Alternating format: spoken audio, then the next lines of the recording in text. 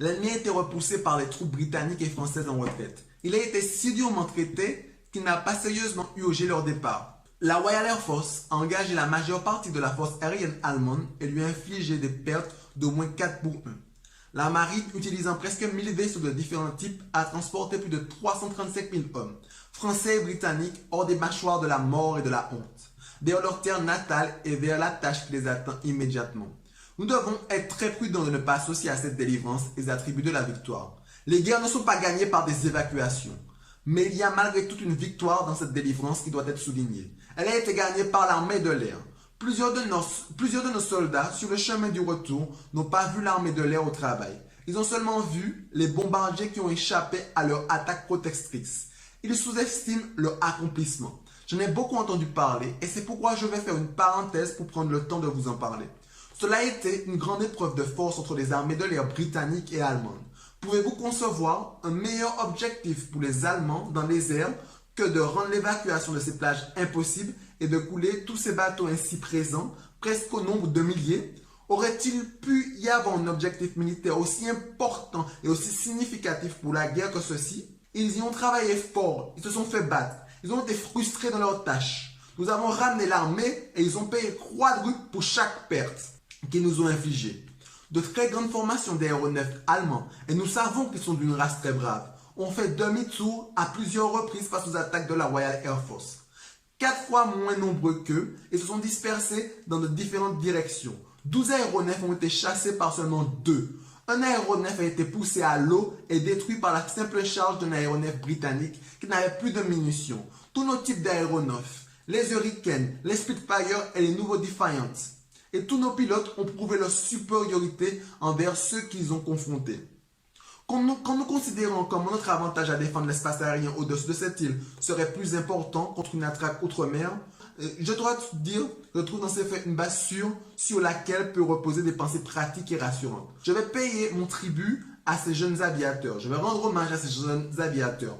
Pour l'instant, la grande armée française a été grandement rejetée vers l'arrière et déroutée par la percée de quelques milliers de véhicules blindés. Se peut-il que la cause de la civilisation elle-même sera défendue par le talent et le dévouement de quelques milliers d'aviateurs? Il n'y a jamais eu, je crois, dans tout le monde, dans toute l'histoire de la guerre, une telle opportunité pour la jeunesse. Les chevaliers de la table ronde, les croisés, tous disparaissent dans le passé. Pas seulement distants mais prosaïques, ces jeunes hommes allant de l'avant chaque matin pour protéger leur terre natale et tout ce en quoi nous croyons, tenant dans leurs mains ces instruments de pouvoir colossaux et bouleversants desquels on peut dire que chaque matin amène une noble cause et chaque cause amène un noble chevalier, méritent notre gratitude comme tous les braves hommes qui, de tant de manières et en tant d'occasions, sont présents et continuent à donner leur vie pour leur terre natale. Donc là, on voit qu'il parle énormément de la Royal Air Force. Simplement parce que, et en plus, il pose cette question en disant, est-ce que notre civilisation tout entière, c'est-à-dire celle qui est la liberté où les gens vivent bien, ne sera pas défendue que par cette même Royal Air Force? Parce que pour aller en Angleterre, il y a quand même la mer, mais étant donné que la flotte anglaise était considérée comme l'une des plus puissantes, les Allemands n'allaient jamais se risquer à vouloir envahir l'Angleterre par les eaux. Et ils allaient mettre tout ce qui est en leur pouvoir dans le futur dans l'aérien. Ce sera une bataille qui sera, pour conquérir l'Angleterre, ce sera une bataille qui sera entre la Luftwaffe et la Royal Air Force. Donc, à travers cette victoire de Dunkerque, ce qui tient à dire, c'est que si on est dans une bataille entre Luftwaffe et Royal Air Force, la Royal Air Force peut gagner grâce un peu à ce qu'ils ont pu démontrer déjà à Dunkerque, que malgré leur infériorité numérique, ils ont quand même réussi à dégommer les aéronefs de la Luftwaffe. Donc d'où les pensées rassurantes. Je reviens aux armées, dans une longue série de batailles féroces, tantôt sur un front, tantôt sur l'autre, combattant sur 3 fronts en même temps, des batailles menées par 2 ou 3 divisions contre un nombre égal ou un peu plus grand d'ennemis, et menées férocement sur certaines de ces vieilles terres que tant d'entre nous connaissent si bien. Dans ces batailles, nos pertes en hommes dépassent les 30 000 hommes, blessés et disparus. J'en profite pour exprimer les sympathies de la Chambre des communes à tous ceux qui ont souffert un deuil ou qui sont encore anxieux. Le président de la Chambre de commerce, donc le Sir Andrew Duncan, on peut voir la photo ici, qui était président de la Chambre des commerces, mais aussi ministre de l'approvisionnement, n'est pas là aujourd'hui. Son fils a été tué et plusieurs dans la Chambre des communes ont senti les douleurs de l'affliction sous sa forme la plus forte. Mais je dirais ceci à propos de ce porté disparu. Nous avons eu un grand nombre de blessés qui sont revenus en sécurité dans ce pays. Et je dirais, à propos des disparus, qu'il peut y avoir encore beaucoup qui vont revenir à la maison un jour ou l'autre, d'une façon ou d'une autre. Dans la confusion de cette bataille, il est inévitable que plusieurs aient été laissés dans une position où l'honneur n'exigeait plus de résistance de leur part. Contre cette perte de 30 000 hommes, nous pouvons estimer une bien plus grande perte infligée à l'ennemi. Cependant, nos pertes en matériel sont énormes. Bien que nous n'ayons perdu que l'équivalent du tiers des hommes que nous avons perdus les premiers jours de la bataille du 21 mars 1918, donc cette bataille qui fait clairement référence au début de l'offensive du printemps qui va du 21 mars au 18 juillet 1918, donc c'est la Première Guerre mondiale, où les Allemands voulaient dégommer les alliés de la Triple Entente avant que les États-Unis arrivent. Les Allemands vont échouer. Et bon, malheureusement, je n'ai pas vraiment trouvé de source suffisante pour étayer les propos de Churchill, mais on confond facilement qu'à travers cette comparaison, il cherche à montrer que les armées ont mieux géré l'attaque des Allemands que par le passé, en tout cas par le nombre de victimes. Donc nous avons aussi perdu presque autant de fusils, presque 1000, ainsi que tous nos transports et tous les véhicules blindés qui étaient avec l'armée dans le Nord. Cette perte va imposer un délai supplémentaire pour le déploiement de notre force armée. Ce déploiement n'a pas progressé comme nous l'avons espéré. La force expéditionnaire britannique est partie avec le meilleur de tout ce que nous avions à donner, et même s'il n'y avait pas le nombre désiré de chars d'assaut et de quelques autres articles d'équipement, ils formaient une excellente armée équipée du meilleur. Ils ont obtenu les prémices de tout ce que nos industries étaient capables de donner, et tout cela est perdu. Voilà donc ce délai supplémentaire. Combien de temps cela va prendre, combien de temps cela peut durer, tout dépend des moyens que nous prendrons sur cette île. Un effort comme il n'en a jamais eu dans notre histoire, est désormais en cours. Le travail avance partout, nuit et jour, les dimanches comme les jours de la semaine. Les propriétaires et les ouvriers ont mis de côté leurs intérêts, droits et divergences habituelles pour travailler ensemble. Déjà, le flux de munitions a fait un bond en avant. Il n'y a aucune raison pour laquelle nous ne devrions pas dans quelques mois rattraper les pertes que nous avons subies, sans retarder le développement de notre programme général. Pourtant, notre soulagement du succès de la fuite de notre armée et de tellement d'hommes dont les êtres chers ont passé à travers des semaines agonisantes ne doit pas nous aveugler du fait que ce qui s'est passé en France et en Belgique est un désastre militaire colossal.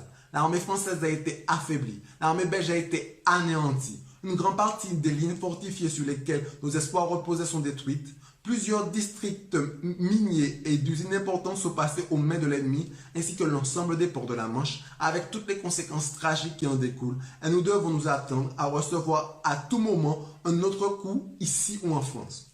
On nous dit que Herr Hitler a un plan d'évasion des îles britanniques. Ceci a déjà été pensé auparavant. Quand Napoléon est resté à Boulogne pendant un an avec ses bateaux à fond plat et sa grande armée, il s'est fait dire qu'il y a de mauvaises herbes amères en Angleterre. Il y en a certainement plus maintenant que depuis le retour de la force expéditionnaire britannique. Toute la question de la défense nationale contre une invasion est bien sûr fortement affectée par le fait que nous avons pour l'instant sur cette île une force militaire beaucoup plus puissante que nous n'en avons jamais eu à n'importe quel moment dans cette guerre ou dans la dernière. Mais ça ne va pas durer. Nous ne nous contenterons pas d'une guerre défensive. Nous avons un devoir envers nos alliés. Nous devons reconstituer et reconstruire à nouveau la force expéditionnaire britannique sous son courageux commandement en chef, Lord Cott. Tout ceci est en cours. Mais en attendant, nous devons organiser nos défenses sur cette île de manière à ce que le plus petit nombre possible de personnes soient requis pour la défendre efficacement, pour que l'on puisse réaliser le plus grand potentiel possible d'efforts offensifs. Nous y sommes déjà engagés. Il serait très pratique, si c'est le désir de la Chambre, de discuter sur ce sujet lors d'une session à huis clos. Ce n'est pas que le gouvernement serait nécessairement habilité à révéler avec précision des secrets militaires, mais nous aimerions avoir une discussion libre, sans les restrictions imposées par le fait qu'elles seront lues par l'ennemi le lendemain. De plus, le gouvernement bénéficierait des points de vue partagés en toute liberté de tous les partis de la Chambre des communes avec leur savoir respectif de tant de coins de ce pays. Je comprends qu'une demande va être faite en ce sens, laquelle va rapidement être approuvée par le gouvernement de Sa Majesté. Nous pensons qu'il est nécessaire de prendre des mesures de plus en plus strictes, pas seulement contre les ennemis étrangers et les membres trompeurs de notre nation, mais aussi contre les sujets britanniques qui peuvent devenir un danger ou une nuisance si la guerre se transforme en Royaume-Uni. Je sais qu'il y a beaucoup de gens qui sont des ennemis passionnés de l'Allemagne nazie et qui sont affectés par les ordres que nous avons donnés. Et là, par contre, j'ai voulu chercher quel ordre il avait donné ou comment les Anglais vivaient lors de la Seconde Guerre mondiale avec tous ces bombardements et tout et tout.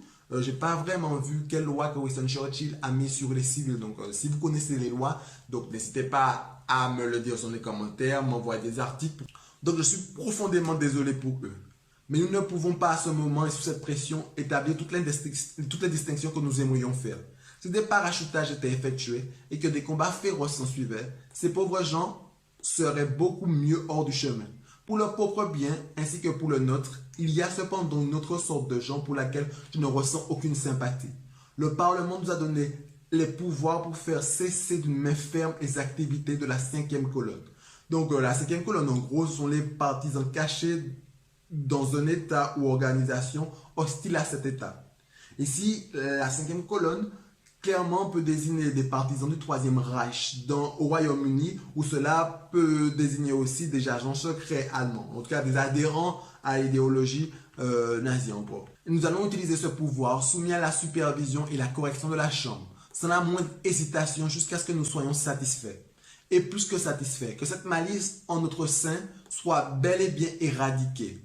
Retournons encore une fois, et cette fois plus généralement, à la question de l'invasion, je constate qu'il n'y a jamais eu une période au cours de ces longs siècles de navigation durant laquelle nous avons pu donner une garantie absolue contre une invasion. Encore moins contre d'importants raids à notre peuple. Du temps de Napoléon, le même vent qui aurait transporté sa flotte à travers la Manche aurait pu faire dériver le blocus. Il y a toujours ce risque, et c'est ce risque qui a excité et trompé l'imagination de tant de tyrans continentaux. Plusieurs sont de vieilles fables. Nous sommes sûrs que de nouvelles méthodes seront adoptées et quand nous voyons l'originalité de la malice, l'ingéniosité de l'agression, lesquelles nos ennemis possèdent, nous devons assurément nous préparer à toutes sortes de nouveaux stratagèmes et toutes sortes de manœuvres perfides. La manœuvre des Ardennes, puis ensuite leur manière de coordonner leurs forces terrestres avec leurs forces aériennes, avec leur blitzkrieg. Donc je pense qu'il fait clairement référence à ça. Puis ensuite, il fait référence à Napoléon qui a souvent voulu conquérir l'Angleterre, qui le plus souvent a toujours échoué d'aller conquérir l'Angleterre. Donc je pense qu'aucune idée n'est assez folle pour qu'elle ne soit pas considérée et scrutée avec un œil studieux. Et en même temps, je l'espère sérieux.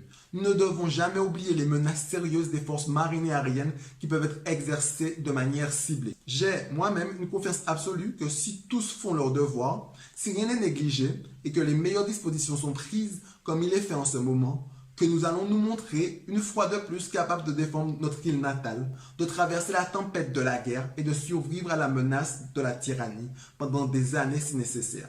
Tout seul s'il le faut. On voit déjà, je pense que la France va pas tarder à demander l'armistice. De toute façon, c'est ce que nous allons essayer de faire. C'est la décision du gouvernement de Sa Majesté, de chaque homme qui le constitue, c'est la volonté du Parlement et de la nation. L'Empire britannique et la République française, unis ensemble dans leurs quêtes et dans leurs besoins, défendront jusqu'à la mort leur terre natale, se tradant comme de bons camarades au mieux de leurs forces. Même si de grandes parties de l'Europe et de plusieurs vieux et réputés États sont tombés ou risquent de tomber sous l'emprise de la Gestapo et de tous les autres instruments du régime nazi, nous ne faiblirons pas, nous n'échouerons pas. Nous irons jusqu'au bout. Et là, on a la fameuse péroraison que j'ai dit au début. Nous irons jusqu'au bout. Nous nous battrons en France. Nous nous battrons sur les mers et les océans. Nous nous battrons avec toujours plus de confiance ainsi qu'une force grandissante dans les airs. Nous nous défendrons sur notre île, peu importe ce qu'il en coûtera. Nous nous battrons sur les plages. Nous nous battront sur les terrains de débarquement. Nous nous battrons dans les champs et dans les rues. Nous nous battrons dans les collines. Nous ne nous rendrons jamais. Et même si, bien que je n'y crois pas un seul instant, cette île ou une grande partie de cette île serait asservie et affamée, alors notre empire, au-delà des mers, armé et gardé par la flotte britannique, continuera de lutter jusqu'à ce que, quand Dieu le voudra, le nouveau monde, avec tout son pouvoir et sa puissance, viendra à la rescousse libérer l'ancien. Donc là, il fait référence aux États-Unis d'Amérique. Donc, comme on peut voir, on voit clairement avec cette dernière péroraison, Il emploie le terme de nous, il y a beaucoup de répétitions. Les répétitions, pour moi, visent à une seule chose, c'est vraiment à galvaniser les Britanniques, les parlementaires, dans le combat dur et douloureux qui s'annonce.